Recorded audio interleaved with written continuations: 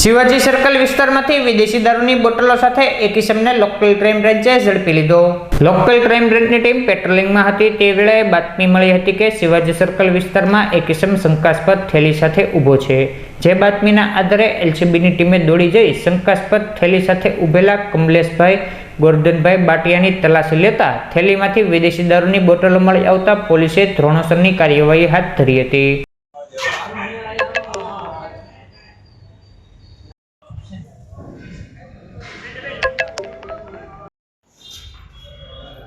ઓલો કયો છે